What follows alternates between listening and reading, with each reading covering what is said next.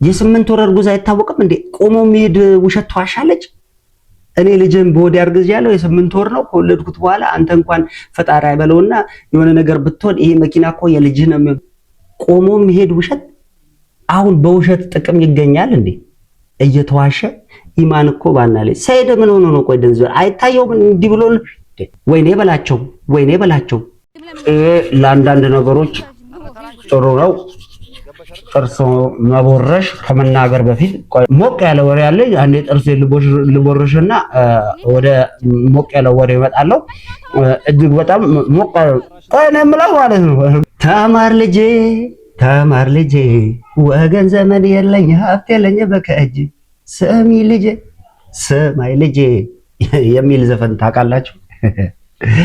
ያው አረ እኔ እንትን ቅኔ ለመናገር ምናምን አይደለም ግን ማለት ነው። ያው ቢሆንም ያው መጀመሪያም ተናግሬያለሁ፣ የተላጠ ኤሌክትሪክ እንዳትጨብጭ ብያለሁ።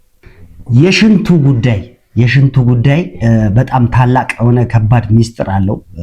የሽንቱ ጉዳይ ምን እንደሆነ እንመራመራለን፣ እንነጋገርበታለን። ግን እኮ የቀዘቀዘ ሽንትና የሞቀ ሽንት የሚባል አለ። የቀዘቀዘ ሽንት ምንድነው? የሞቀ ሽንት ምንድነው? አሰላሙ አለይኩም ወራህመቱላሂ ወበረካቱ። ውድና የተከበራችሁ ቤተሰቦቼ እንዴት ናችሁ? ሰላም ናችሁ? ሰላም ለእናንተ ይሁን። በያላችሁበት ሰላማችሁ ብዝት ይበል። ውድና የተከበራችሁ ቤተሰቦቼ ኧረ ጎበዝ አመነው የሚለውን ዘፈን ታውቃላችሁ? አመነው ያዝ በለው ነው፣ ሂድበት በለው ነው። እና ምንድነው እንደ ሐሳብ ማለት ነው አሁን ሱመያና ሰኢድ ሊታረቁ ነው። የዛን ሰዓት የተላጣ ኤሌክትሪክ አጠገብሽ እንዳይኖር ምናምን ብያቸዋለሁ እኮ እንዴት እንደምትንጨረጨር። ግን እኮ ቆይ እስቲ የተላጠ ሞቅ ያለ ሽንትና ለብ ያለ ማን ነው? የቀዘቀዘና ለብ ያለ ሞቅ ያለ ሽንት የሚባል ነገር አለ መሰለኝ። ግን እስቲ ቆይ እናወራበታለን። መጀመሪያ ቪዲዮን ተመልክተን እንመለስ።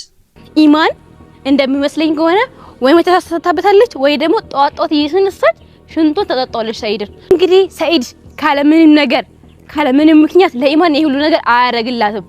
ጧጧት እየተነሳች ሽንቱ እያጣጣጣለች መሰለኝ። ሽንት ትኩስ ሽንት አለ ምሻናው ሽንት እንደ ሻይ ነው የምታጣጣው በሻይ ብርጭቆ ይመስለኛል። እንግዲህ እኔ ሐሳቤና ግምቴ ነው። በሰላሙ እንደዚህ አይወዳትም። ለጊዜ ልጄን ይላል ሚስቴን ይላል። ይሄ ደግሞ ወይ ስራ ሰርታበታለች ወይ ደግሞ ሽንቷን እየጠጣችሁ ነው። በቃ ሽንቷን በስትክክል እየጠጣችሁ ነው። ይሄ የሽንት ካልሆነ በስተቀር የምንም አይሆንም። ልጁን ረስቷል፣ ሚስቱን ረስቷል። ስለዚህ ይሄ ነገር ሚስጥሩ ምንድነው? ትኩስ ሽንቷን እየጠጣችሁ ስለሆነ ብቻ ነው። ሌላ ነገር የለውም። ያንገበግባል እኮ የእውነትም ያንገበግባል። ግን እኔ የምለው የሽንቱ ጉዳይ እንዲህ ይቻላል እንዴ? የሰማሁት ነገር አለ መሰለኝ። እንዲህ በወሬ ነው በተረት ነው የማውቀው። ሽንቱን አጠጥታው ነው ሚስቲው ሽንቱን አጠጥታው ነው የሚባለው። እውነት ነው እንዴ? ይሄ ነገር እውነት ነው እንዴ? አይ ለመጠንቀቅ ያለው እኔም ሳገባ ሽንትም እንዳታጠጣኝ። እውነት ይሆን እንዴ? ግን የኢማን ሽንት ሞቅ ያለ ነው፣ የአህዊ ሽንት ደግሞ ቀዝቀዝ ያለ ነው። እንዴት ሞቅ አለ እንዴት ቀዝቀዝ አለ ካላችሁ ኢማን ትዳሯን የምታከብር ለትዳሯ ትልቅ ቦታ ያላት የምትባለውን ነገር የምትሰማ ለብልጭልጭ ነገር የማትቸኩል የማትገዛ ብልጭልጭ ነገሮች ላይ ትኩረት የማትሰጥ ትዳሬን የምትለች ሞቅ ያለ ሽንት እንደዛ መሰለኝ አይደል እንዴ? ቀዝቀዝ ያለ ሽንት ደግሞ ያው እንደምትመለከቱት ነው የሚያንጨረጭረው ነው ማለት ነው። ያንጨረጭራል። ያው በደንብ የሚያንጨረጭር ቀዝቀዝ ያለ ሽንት ነው ማለት ነው። እዚህ ጋር ምንድነው የቅናት ምልክቷ? ከመጀመሪያም ጀምሮ ውስጥ የነበረውን ነገር እየተናገረች ነው። የቅናት መንፈሷን እዚህ ጋር እየተናገረች ነው። አሁን እኔ ስናገር የነበረው ነገር ማለት ነው ንግስት ሱመያና ሰኢድ ሲታረቁ ወይም ሱመያና ሰኢድ ሲታረቁ ለሱመያ የሚፈልገውን ነገር ቢያደርግላት ለኔ ለምን አላደረክም ብላ ሱመያ ልታጠፋ ነው? ብናርጋ ከቤት ልታስወጣ ነው? ግዴታ ነው። ካሳ ሊከሳት ከካሳት ሱመያን በትልቅ ካሳ በትልቅ እንደገና ሌላ ሰርግ ደግሶ ስጦታ ሰጥቶ ምን ብሎ ህይወቷን አደራጅቶ ልጆቹንም ሱመያንም ለየት ያለ ነገር አድርጎ ነው ወደ ሱመያ መግባት ያለበት አይደለም እንዴ? ስለዚህ ወደ እሷ ሲገባ ይሄ ትልቁ የፖሉን ኤሌክትሪክ ጨብጣ ጭር ብላ ነው። ለነገሩ ኤሌክትሪክ አይዛትም። ከፍተኛ ነውጥ ታመጣለች ብዬ ነው ማስበው፣ እንደኔ ሐሳብ ማለት ነው። ከፍተኛ የሆነ ነገር ትፈጥራለች፣ በጣም ከፍተኛ ሀዊ ማለት ነው። ኢማን ግን ሀዊ ከፍተኛ የሆነ ነገር ታመጣለች። ኢማን ግን በዚህ ጉዳይ ላይ እምጠብቃት ትልቅ የሆነ ነገር አለ ብዬ ነበረ። ይሄ ነገር ቢፈጠር ኢማን ምንድነው የምታመጣው ሐሳብ? እኔ ምንድነው የምታደርገው ነገር? መታረቃቸው አይቀርም፣ እንደዚህ እንደሆኑማ አይቀሯትም። ይሄ ሁሉ መኪናውም፣ ቤቱም፣ ምኑም ሁሉም ነገር የሱመያ ነበር። ይሄ ነገር መምጣቱ አይቀርም። ይሄ ነገር ሲመጣ ደግሞ ወይም መጣና ይሄ ነገር ከሆነ በኋላ ምን እንደሚፈጠር እንግዲህ ማሰብ። ቪዲዮን ተመልክተን እንመለስ። ጋሪ ገዝቼ አምጥቼ ሰርፕራይዝ አደረጋችሁ። እኔ ፈረስ፣ እኔ ጋሪ አልፈልግም ፈረሳውን አይደለ። ስለዚህ አንቺ እኮ አሁን የምትፈልጊው መኪና ነው የምትፈልጊው። ከኔ የምትፈልጊው መኪና፣ ብር፣ ቤት ምናምን ነው የምትፈልጊው አይደለ? ስለዚህ ንብረት ነው የምትፈልጊው አንቺ። እኔን አይደለም የምትፈልጊው። እሱ የምትፈልጊው ከሆነ አንተ ምን አደርጋለሁ? እሱ ባለበት አሳጂና ዞረሽ እሱን ፈልጊ። እኔን የምትፈልጊኝ ከሆነ ማለት ነው። እሷ እኮ አሁን ይሄ ሲያንሳት ነው ተጎድቻለሁ። እግሬን ጠቡኝ ስል እሷ ተነስታ እግሬን አጠበች ሳትጠየፍ ማለት ነው። ነገ እኔ የሆነ ነገር ሆኜ አልጋ ላይ ብቀር ከጎኔ የምትሆነውና ለኔ የምትቀርልኝ ትክክለኛ ሚስት ተብላ ከኔ ጋር የምትሆነው እሷ ነች።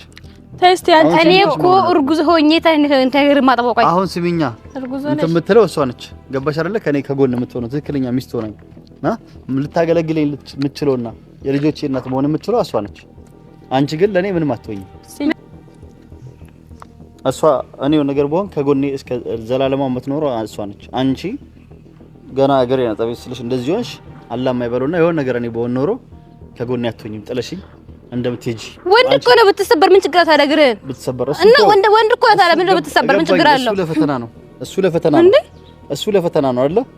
ስለዚህ አንቺ በዚህ እንትን አትይም። አሁንም ድረስ ይሄ የገዛሁት መኪና በገዛውም በእኔ ስም ነው የተገዛው።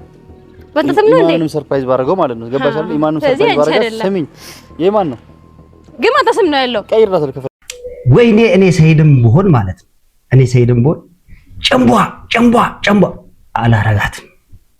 አላረጋትም። እዚሁ ጋር ግን ወስን ነበር። የሰይድን ትግስት አለማድነቅ በጣም ከባድ ነው። ሰይድን አድንቀዋለሁ።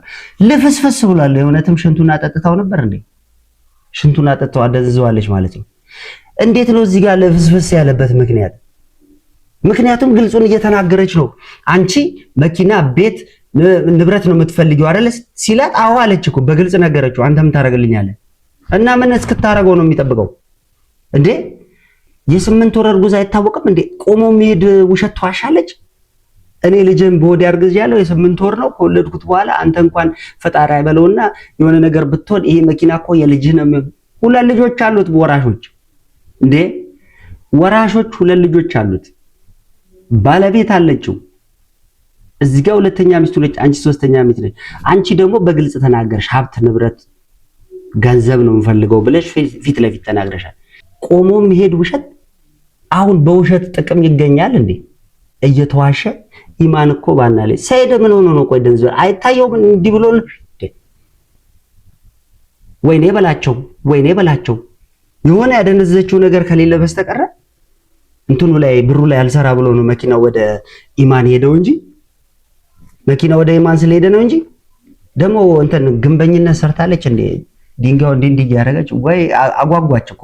ፈልጥ ብታረግ ይሻላታል።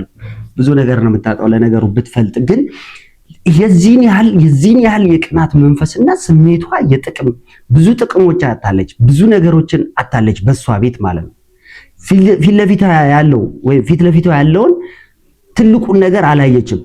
እየነገራት ፊት ለፊት እየነገራት ሰይድ አምሯል። ቢፈዝም ግን አምሯል ማለት ነው። ማጣሪያ እያደረገ በደንብ እያጣራ እያስተካከለ እያስኬደ ነው። እዚህ ጋር ለነገሩ ኢማንንም እፈራለሁ። አንገት ደፊ አገር አጥፊ አይደል የሚባለው? እፈራለሁ። ቀስ ብላ አንገቷን ደፋ አድርጋ ነው።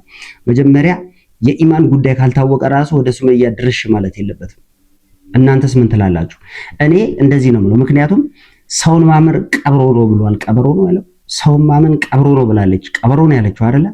ሰው ማመን ቀብሮ ነው። እኔ አላምንም፣ ማንንም አላምንም። ሲጀመር ማምነው ሰው ከፈጣሪ ውጭ ማንም የለም።